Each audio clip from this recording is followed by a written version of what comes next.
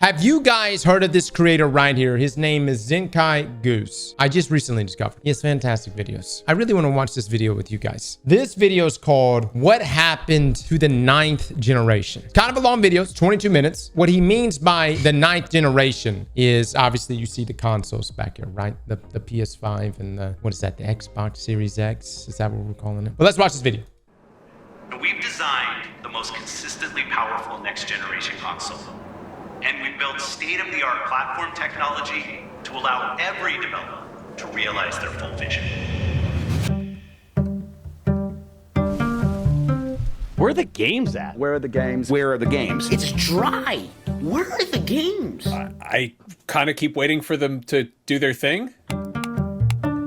I don't see anything. These are easily the most pointless upgrades I've ever experienced. What? I want to point out that the Dr. Disrespect thing, this is a kind of a month-old video. Okay. What is the point of buying a console if you can just make a PC? If you're gonna have everything on PC, why not just buy a PC and abandon the console? Where are the games? Where are the deadlines? Where are the projects? Where are the teases? Like, it feels weird that it's like, Why buy consoles? Now comes the fun part. We get to see how the development community takes advantage of that feature set. Something's happening with video game consoles. They've changed from machines people couldn't wait to get their hands on to machines people couldn't wait to forget. And after weeks of digging, I boiled down every problem the ninth generation has down to 3. So let's break them down, starting with the most obvious of them all, the games. See, every console generation is measured by one thing and one thing only. The games. The 360 had Halo 3, the PlayStation 3 had Uncharted, and the Wii had the Wii Sports Tennis game that broke all of our TVs.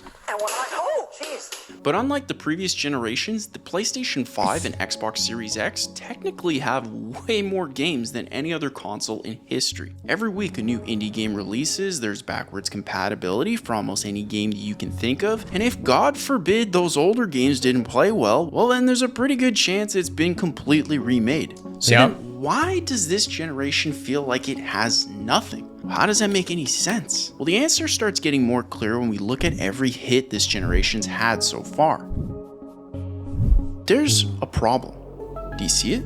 Hold on. Let me remove every game that was made primarily for the previous generation. Now let's remove every game that's considered a better playing experience on the PC. And last but not least, let's remove every remake or remaster of an existing game. The list is dramatically smaller, isn't it? I mean, if these games tell us anything, it's that there's something in the water at Insomniac and we gotta protect them at all costs. they love me. But this generation's games are actually a bigger problem than you'd think when we compare them to the previous generations, specifically the Xbox 360, PS3, and Wii generation. For context, the 7th generation of consoles objectively had worse development tools, worse hardware to build games on, less people with skills to build them, and less documentation to learn from. I mean, these consoles released before social media was even a thing, yet here's the games they released during the same amount of time as the PlayStation 5 and Xbox Series X. Oh my God, bangers! Okay, but let's be clear. We had the Red Ring of Death, all right? So yes. I mean, I'm looking at Left 4 Dead right there. Absolute bangers. BioShock's in there as well. I haven't played Mass Effect, I know. But Dead Space, of course. But had social media existed back then, I think it would have probably hindered sales well, I don't know. We had heard about, when was the first time you heard of Red Ring of Death? I remember I bought my first Xbox 360 on eBay for $110. Maybe it was $115. And it was a fantastic deal. It was used. I plugged it in. I put in Halo. I saw the intro screen. I was so excited. And then not even getting past the intro, right after that, the red ring appeared. That's how fast, guys. They literally sold me an immediate red ring Xbox 360. And there was nothing I could do to get my money back. Oh, I got scammed. Hardcore scammed. And it was actually the last time I think I never bought anything off of eBay after that. I'm like, eBay, these guys fucked me. And they're like, yep, you got fucked. eBay, what's your policy on this? Nothing. We have no policy for this. You're good. And that was the last time I used eBay. I was like, all right, eBay. eBay was the Wild West back then. Yeah. But yeah, these games were bangers for sure.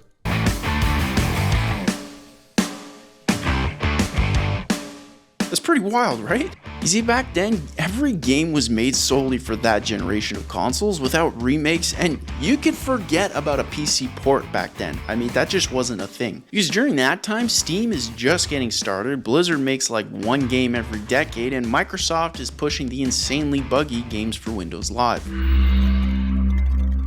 But look, these games technically aren't telling you the full story. While most of these games are critically acclaimed, it's what they did for the industry that made the 7th generation so special. Man. For example, Gears of War revolutionized third-person cover shooters, cooperative story, and the brown color palette that every game used for a lot longer than they should have.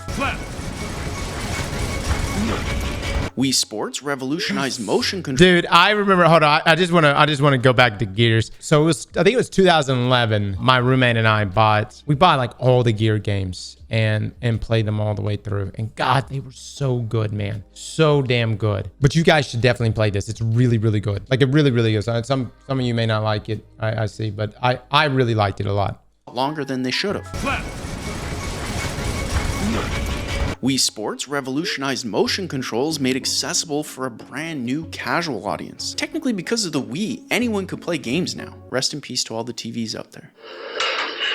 Dude, I remember my parents were completely anti-video games. Like there was like no video games. Video games were the devil. But they saw the Wii and they literally like, hey, let's get this. So my brothers were about 9 and 10 years younger than me. And so they got them the Wii in hopes that it would serve as like a means of physical activity. But let's be real. There was no like true physical activity with the Wii. In the commercials, it looks like you're moving around a bunch. But then it was just the wrist flick for everything Wii related. And back then, Call of Duty actually revolutionized FPS controls, multiplayer progression, and 60 frames per second as a staple of competitive multiplayer. 50,000 people used to live here. Oh my God, dude. But what's more insane is that the publishers that absolutely dominated in the 7th generation have completely bombed in this generation. Next generation gaming! Warner Brothers was on top of the world with Batman and Shadow of Mordor, but then they released Suicide Squad, a game that nobody wanted. How you feeling, Floyd? Ready to kick your ass? Nobody. Ubisoft dominates with Assassin's Creed, but then launches their quadruple A game Skull and Bones to crickets.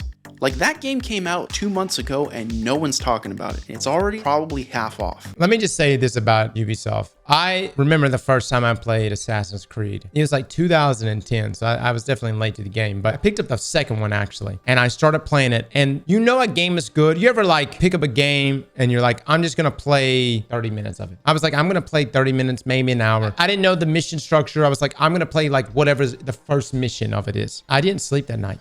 I went to bed at like 6 or 7 the next morning. I had stayed up all night and finished out Assassin's Creed 2. And it was one of the best damn games I've ever played. That then, of course, got me to play the first one. And then I ended up jumping into Brotherhood. And, you know, which I don't know when Brotherhood came out. But dude, that game, it just pulled me in. And at that moment in time, I thought Ubisoft was literally the best developer ever. And it wasn't that long after that. I think it was like, what would have been 2 years after that? We got Far Cry 3. So, I mean, like, dude, Ubisoft was on top of the world at one point.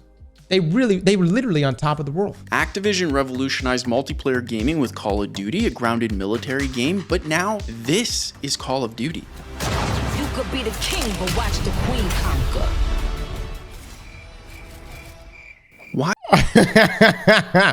So look. Obviously, like, we don't want this, but I did show this to Rika, and she was like, oh my God, I need to play Call of Duty now. She's like, can I get that outfit? I need it. So although I do agree with this, I guess there is a different market. Why is Nicki Minaj in Call of Duty?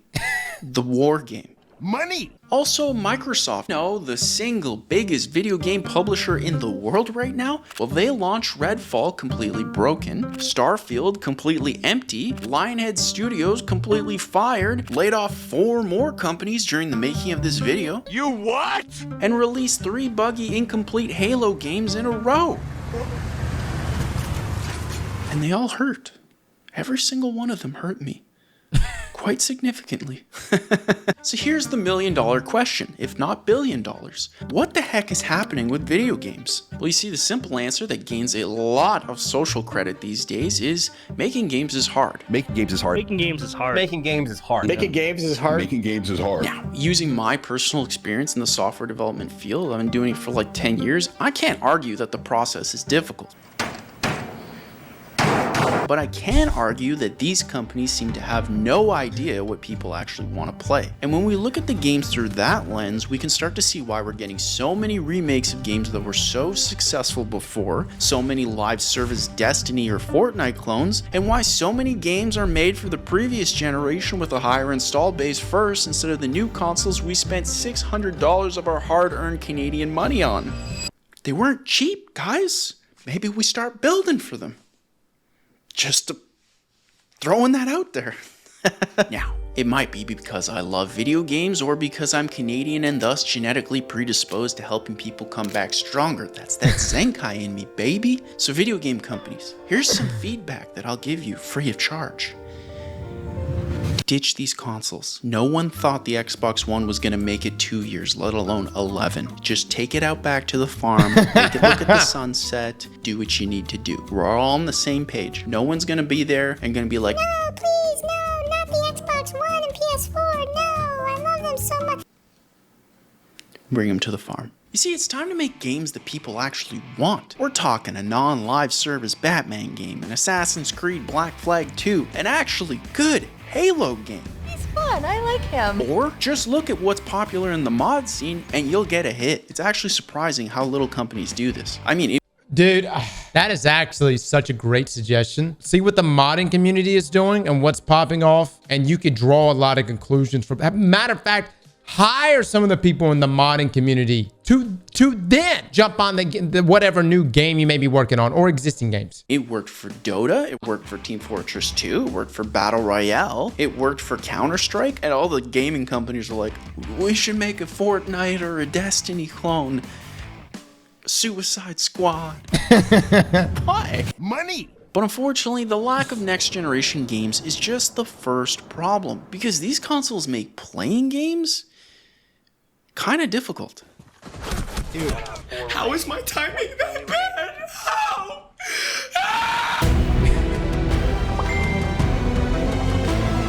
So let's say you get a brand new console. Here's a simple question for you. What should it do? It sounds simple enough, right? It should play video games, of course. But there's actually something else that I'm sure you'll remember after this. Oh, man. Now, if you didn't play the GameCube, then that just didn't work. But if you did, it's just one example of the magical experience a console can actually give players. And in every one of your favorite consoles, you'll find a similar experience when you play it for the first time. But what about the Xbox Series X? Oh, it's just an Xbox One, but I guess it's faster now. 600 Canadian dollars faster, I guess. And I guess my $600 wasn't enough to cover the ads either. Now, in fairness, when you boot the PlayStation 5, Sony says, hold my beer.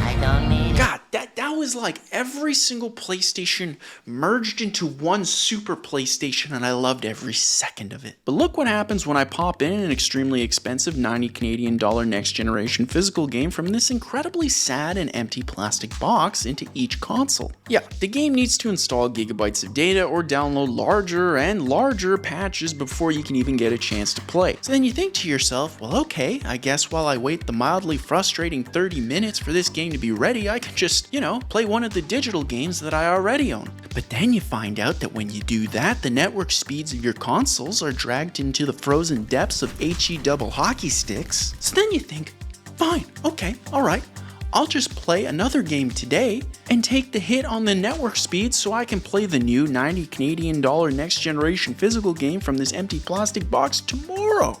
But then the game that you decide to play also has a 60 gig update because of course it does. So at this point, you're basically dead inside. But because you're desperate to play anything during the 2 hours of time you have left before you have to go to sleep to your corporate soul-sucking 9-to-5 job, you decide to play the most depressing game of Russian roulette to see which of the games you own doesn't need a 200 gig update until you almost assuredly give up and decide to watch someone else play games on YouTube or Twitch instead. And if that's your case, hello and welcome to the channel. Okay? Now, at first glance, it seems like the console experience is objectively worse than those that came before, but if you're skeptical like I was, then don't worry, because I decided to bust out my older consoles to put this to the test. So, for the Xbox Series X, I found my original Xbox from over 20 years ago. The idea is simple. On the original Xbox, I'm going to try to play Halo Combat Evolved, a 20-year-old game. Then on the Series X, I'll try to play Halo Infinite to see which console lets me play the game first.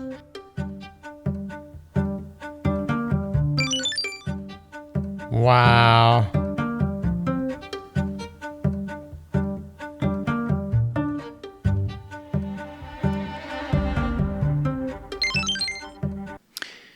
Well, that's depressing. But you might not be That's convinced, wild. so I repeated this same exact test with the PlayStation 5 and the PlayStation 2. On the PS2, I'm going to play Ratchet & Clank Going Commando, and on the PlayStation 5, I'll try Ratchet & Clank Rift Apart. So this test was really interesting because even with 4K graphics, Insomniac somehow loaded Ratchet on the PS5 in almost half the time. But unfortunately, what you don't know is both of these consoles needed their games to be pre-installed ahead of time just so they could compete. Now remember, each of these consoles is playing a game that's pushing their hardware to the limit, but only the previous generations actually let me play the games immediately, and I don't even want to imagine what would happen if these newer consoles weren't connected to the internet. Like, these things have way more power, they have way faster hard drive speeds, and yet I can just play games faster over there. Because, you see, in the 9th generation, the games are worse, the play experience is worse, and in the Xbox Series X's case, it barely tries to do anything to trigger any form of nostalgia. I mean, who's launching the Xbox Series X 10 years from now being like, oh man, the Jurassic World Dominion ad on the front dashboard that I paid 600 Canadian dollars for, and his subscription to Game Pass and Xbox Live, that's when gaming truly peaked. Ah, yeah. The nostalgia. So, here's the question. If the modern gaming experience boils down to a list of games that are slightly better versions of the previous generation's games that constantly require downloading and or updating, then why not just play games on the PC where the games look and run so much better and I can actually do something else while I wait for my game to download? Look, I don't want to make this into a ginormous Starforge ad. We most definitely could, but my man's making a great point right here. You know, he's making a great point. The truth is, most people wouldn't, which is exactly why we're seeing a dramatic surge in the popularity for PC gaming instead of console gaming that was traditionally always the place to play games first. But there's actually one more reason why people are moving to PC away from the PlayStation 5 and Xbox Series X, and it has to do with the way that these consoles treat people. See, when it comes to video game consoles, there's actually two different eras of communication. The offline era, where you actually had to visit your friends, hang out, bring over a giant CRT TV, and the online era, where you have friends lists, parties, and wonderful messages awaiting you. Every single person who watches your videos are fucking stupid. I'm actually nostalgic for it. But somehow the Xbox Series X and PlayStation 5 online community feels like an absolute ghost town where there's technically millions of people playing, but no one ever talks. Y'all feeling a good sense of community? Bravo is off. Taking these zones, look closer to your fellow man, Spartan.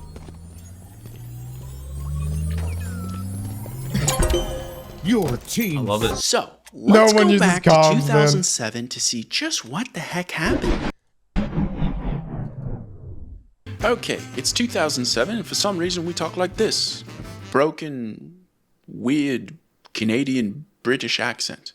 but that's just what 2007 was like. So, you want to play Halo 3 with your friends and your 360 hasn't red ringed. What are you to do? Well, first you need a microphone to communicate, and thankfully Microsoft graciously includes a pretty decent quality mic for the time with your Xbox 360. That means that anyone and everyone who has a 360 can communicate online right out the gate. So how do we go about communicating?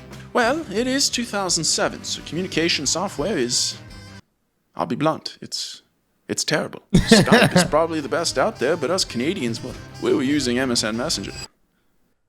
Oh my god. Fortunately, we're in luck, because sure, the communication software may have been total garbage. Yeah. Skype in call. But the software in these consoles were actually magnificent. You see, it had friends lists, a private party system that worked across any game, and like I mentioned before, some of the most wonderful voice messages you could have ever hoped for. If I ever see you, I'm gonna fucking your face wide open, yeah? Like I said, 2007 was a different time. But what about the game itself? How did we communicate with the other? And I also want to mention that it was just simple too. I felt like the simplicity of it. I mean, we were all kids and we were able to work everything just fine. And not that party chats or anything is complicated now, but like I have friends that play on Xbox, and I download the Xbox app to then join their Xbox party, because you could do that on PC. And dude, there's the Xbox app, there's like an app within that, and then not only that, Xbox will ditch one of their apps, and then you have to download the newest one, and it's such a nightmare, man, trying to navigate and find the damn party. It's PC Xbox app is literally the worst thing I have ever used. Discord is way better. Others. You see, by default, Halo and every other multiplayer game let anyone with a microphone communicate openly. Lobbies were active, parties were well indicated on screen with an icon, and proximity chat was always turned on by default. You don't need communication. That's how you win. Push. You don't need Just communication. push. Mind-blowing, I know. Every single person you played with could be spoken to just like if we were playing sports in person. It was truly a community. But now let us forward back to the present day to see what the new consoles can do. Okay, so it's 2024 and the PlayStation 5 and Xbox Series X have a few small differences. Despite being more expensive, the consoles no longer come with microphones. Next generation gaming! Sony technically provides one embedded in the controller itself, to be fair, but unless you play like a complete psychopath, it's probably not going to gain mass adoption. Isn't it great that we can just talk right through this controller's mic? If I ever see you, I'm gonna You don't do that. That's weird. Next comes the communication software, and it's pretty much the same. Does anyone use the microphone on the controller? I've actually never used it. I know some of the games have like audio cues that come out of the controller. No, didn't even know it had one. Same as before, but while this sounds great on paper, it's actually pretty bad given that it's been over 15 years. You see, companies like Discord have streamlined the way players communicate, and the consoles really haven't tried to keep up. The only innovation I could think of was that the consoles did technically add Discord integration, but in fairness, using Discord on a PC or a phone still feels infinitely better than the watered down version we get on the Xbox Series X or PlayStation 5. Like, I just use my phone. Or you know what I'd probably do is I just go on the PC instead. But okay, what about the games? How are they handling communication 15 years later? Well, let's use Halo again as an example to showcase the 15 years of innovation. And the reason I use Halo is because, quite frankly, Halo 2 and Halo 3 were revolutionary for really promoting communication within games. Each of these games kind of pushed things forward. Proximity chat, Done fucking talking, dude. On the pit We're game, done dude. talking, On the dude. pit. pre and post game lobbies, that all kind of stemmed. Dude, I gotta say, man, some of my favorite memories in Halo were hearing two guys bickering at each other. Two guys that would just bitch at each other non-stop. And it would start off slow, and then there was normally like a break point in the middle of the game. And then for the rest of the game, they were fucking going at it the entire time. From the Halos. He's like, dude, it's like 5 a.m. where you are. Go to sleep. And I just replied with Halo 3. It no longer has pre and post game lobbies and hasn't for over a decade. It no longer has proximity chat. It does, however, support text chat between console and PC crossplay. So that's cool. But they completely block all forms of written or spoken communication with the enemy team entirely. And unfortunately, every game seems to have seen that and decided that rather than figure out a system that works for different communication styles, yeah, it's just easier to block everything completely so no one gets hurt. What you just said is one of the most insanely idiotic things I have ever heard. It's as if you played a game of basketball outside, but no one was allowed to talk to each other, and the only way you could talk to your team was to stop, pick up your phone, and then text them before someone hit you in the face with a basketball. And that sounds like a weird analogy, but it's like legitimately true. Sure, I guess technically no one has a chance for harassment in that case. What did you say, punk?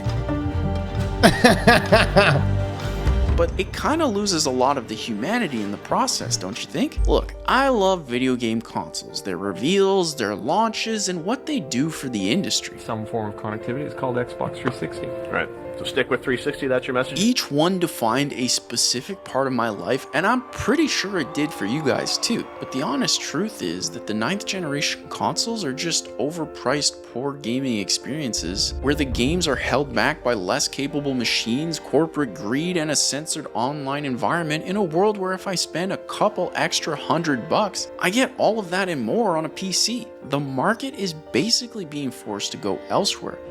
Yeah. And I'm afraid if these problems continue, video game consoles we know and love will die slowly in a wasteland as nothing but a memory.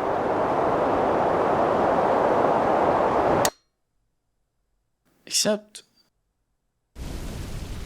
I don't think they have to. Because the magic of what made video game consoles so special to everyone never truly left. It's always been there, just waiting for someone, anyone, to bring it back. 5, 4, 3, 2, 1, to bring back games that aren't afraid to push the industry forward. I am your shield. I am your sword. To bring back experiences we'll never forget.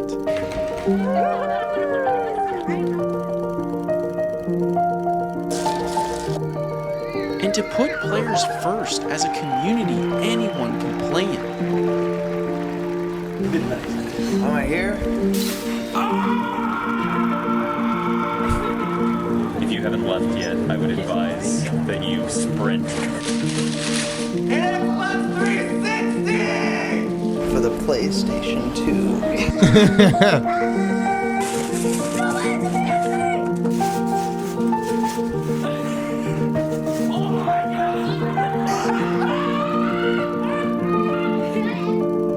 And it's on.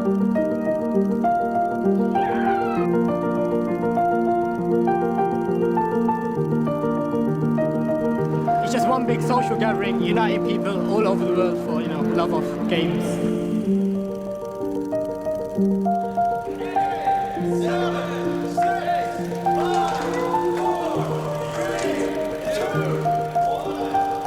Are you excited? I am now. Like I wasn't before, but like seeing this. I hope you enjoyed the video. You're beautiful, you're goose-tastic, and as always, keep it cute. Hey, can anyone hear me? Stop talking through the controller. You're an absolute psychopath, and I despise you. Guys, please check out this guy. His name is Zenkai Goose. He has a lot of great points in that video. And I think when we look back on gaming, we look back on it extremely fondly because we lived in a period of time that I think even our kids don't really get to fully experience. And that's like, the, hey, I'm going to come over. I'm bringing the Xbox. Let's break out the TV. Let's get split screen going, or the moment that Xbox Live first went online. That right there, man, I couldn't even believe that was possible. I was like, wait. Because we had been playing split screen for so long with Halo. And then suddenly we were playing against other people. And I was like, wait, we're playing real people. And like you were talking on the microphone. And yeah, obviously like profane shit was being said back and forth constantly. I mean, you're a 10, 11-year-old kid with a microphone and no one knows who you are. You could say whatever the fuck you want to say. And by God, we would do all kinds of shit. It was great, man. And now we don't, you don't really have those moments. Hell, most games don't even have split screen anymore. Most games don't even have like a split screen. Like even like the co-op experience was taken away from a lot of games over the past like 5-10 years. I think that PC is the better place to experience games. And that's because it allows you to navigate around some of those areas, especially games that don't offer co-op experiences. For instance, the other day, I jumped in Discord with one of my friends. Both of my buddies were playing Elden Ring together. They had downloaded a mod in Elden Ring so they can play co-op. You know, one of my friends, this is his first time ever playing like an Elden Ring Souls-like game. So he was very, very new to it. And so the sweaty experience of Elden Ring was not something that he would probably jump in by himself, but because he had that modded experience to go and play co-op, they were having a great time, man. I think another thing too is like, you remember Left 4 Dead? You could input a code on your controller, and instead of you playing Left 4 Dead, the actual game, you would input a code on your controller, and then a whole mini game would open up that you can play 4-player on. Do y'all remember that? You would like input a certain key sequence on your controller, and it would take you to an entirely, you didn't know about it. You take you to an entirely different mini game that was 4-player, and it was like an arcade style Left 4 Dead. It was so cool. And what was even crazy is like nowhere in like the casing of the game or anywhere in the game did it tell you that even existed. It was like word of mouth. Someone figured it out, or someone found out, or maybe a developer told someone and they passed it on. It's stuff like that, man, that were just like hidden in the game, which was amazing. I also think that like right here, whenever he goes over this section about what games we've originally got in this generation, you know, for some reason, I don't know, man, maybe we've gotten some great games, but he's speaking from the perspective of console. Right? You know, it seems like there is some creative bankruptcy happening right now. We've also gotten some fantastic games though. You know, a lot of them you can experience right there on PC. So I think that's the way it should be. And I think the way it should be going forward is that there shouldn't be this exclusivity war that's been going on now for forever. I think that one of the big reasons why Zelda Tears of the Kingdom didn't win last year, and I know I love BG3. I thought BG3 was a fantastic game, truly a fantastic game. But I think Zelda Tears of the Kingdom hurt itself by only being on the Nintendo. And I know Breath of the Wild won Game of the Year, but Tears of the Kingdom was better than Breath of the Wild in every single way. Had it launched on PC, for me, it would have definitely secured Game of the Year. It had already secured Game of the Year for me. It even beat out BG3 for me. And I love BG3, but with it only being right there on Nintendo, it hurt it. Not everyone can afford a PC. Yeah, I get that. I do. Here's the thing. I wouldn't say they've become more affordable, but they're more future-proof. And you can have a PC that will last you for many, many years, that will play all the games you want to play with backwards compatibility for a lot of those games. And also the ability to continue playing future games at high resolutions, high frames, all that stuff. So here's where consoles burnt me. In the past, I have bought new generation consoles. And then Skyrim comes out, right? And Skyrim's like, hey, buy the super remastered version to now play on your newest console experience. And guys, there was like no difference. I'm like, okay, I bought it. I'm playing it. There's a little more grass. What a remastered experience. It's the same shit. But I could tell you right now, if you had a PC and you bought Skyrim, you would notice subtle differences. And then if you went the route of modding, dude, you could change the entire game in literally every single way. But even if you didn't want to go the route of modding, just having it on PC, there's a noticeable difference. I remember I got Dark Souls 3 and I played it on PC at 1440p. And I thought it was the most gorgeous game I had ever played and experienced. Even though I got my ass beat over and over because of how gorgeous that game looked on PC, I was like, I'm okay with it. I will take this ass beating over and over if I can keep looking at all these beautiful set areas, set pieces, and just take in the beautiful world that the PC is able to present here to me. Look, I'm not saying PC is flawless. I personally think ray tracing is shit. I think ray tracing tanks your system. I think that ray tracing looks good, but it looks good in a YouTube video, and everything that's pre-rendered. You know, there's everyone that ever shows off ray tracing, they never move their screen fast. They're like, let me walk extremely slowly. And now take in the ray traced world. You know, it tanks your system. And I think ray tracing has never been good since the beginning. But even with ray tracing, you have an ability to toggle that on and off. HDR is also a weird one because certain monitors are compatible, certain ones aren't. Sometimes I turn on HDR and everything just gets really dark. Cyberpunk is the only game I played with ray tracing. What Cyberpunk did good with the ray tracing is they had different levels of ray tracing. So we had it on, but it was like 50% of what it was, you know, at maximum. And so it did not tank our system as hard, and it looked good.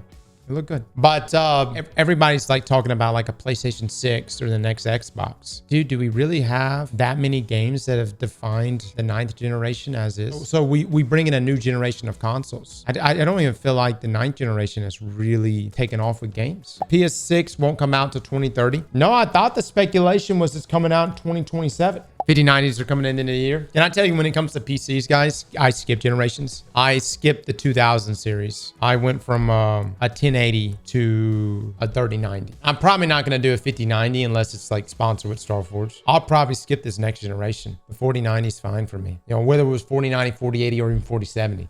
I'll skip a generation, and then I'll go with whatever's after the 5000 series. And look, PCs are pretty easy to take care of. Don't watch corn. Dust that bitch out. Literally just blow it out. And dude, it'll last you for a really long time. Slap that like button like your mama told you right.